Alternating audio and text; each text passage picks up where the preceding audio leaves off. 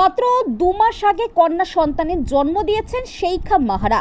বিয়ের 1 বছর হতেই বিচ্ছেদ ঘোষণা করলেন দুবাইয়ের রাজকুমারী। নিজের ইনস্টাগ্রামে স্বামীকে 3 তালাক দিলেন তিনি।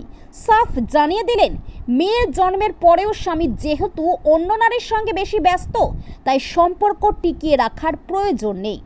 রাজকুমারের সিদ্ধান্ত জানতে পেরে নেট দুনিয়ায় তাকে শুভেচ্ছা জানিয়েছেন দুবাইয়ের আম জনতা। তবে তার মধ্যেও একাংশের প্রশ্ন, মহিলা হয়ে কি তিনি বিবাহ বিচ্ছেদ চাইতে পারেন? শেখা মাহারা বিনত মোহাম্মদ বিন রশিদ আল মাকতুম হলেন দুবাইয়ের শাসক তথা সংযুক্ত আরব আমির শাহীর প্রধানমন্ত্রীর কন্যা। মহিলাদের ক্ষমতায়ন নিয়ে প্রচুর কাজ করেছেন শেখা। গত বছর তার বিয়ে হয় শেখ মানা বিন মোহাম্মদ বিন রশিদ বিন মানা আল মাকতুমের সঙ্গে। মাস দুয়েক আগে তাদের প্রথম সন্তানের জন্ম হয়। সদ্যজাত কন্যাকে নিয়ে দম্পতির ছবি ভাইরাল হয় সোশ্যাল মিডিয়ায়, কিন্তু তার পরপর থেকেই দুজনের মধ্যে সম্পর্কের ফাটল ধরে।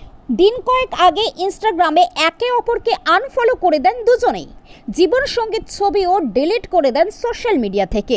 এমনকি শোনা যায় একে অপরকে নাকি ব্লকও করে দিয়েছেন তারা। তারপর থেকেই জল্পনা ছড়ায় বিবাহ বিচ্ছেদ হতে চলেছে রাজকুমারীর।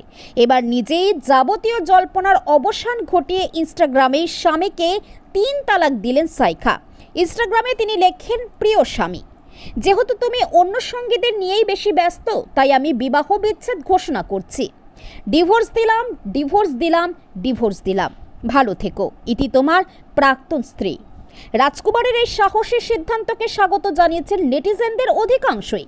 কেউ কেউ আবার প্রশ্ন তুলেছেন, মহিলা হয়ে কি এইভাবে বিবাহ বিচ্ছেদের ঘোষণা করতে পারেন?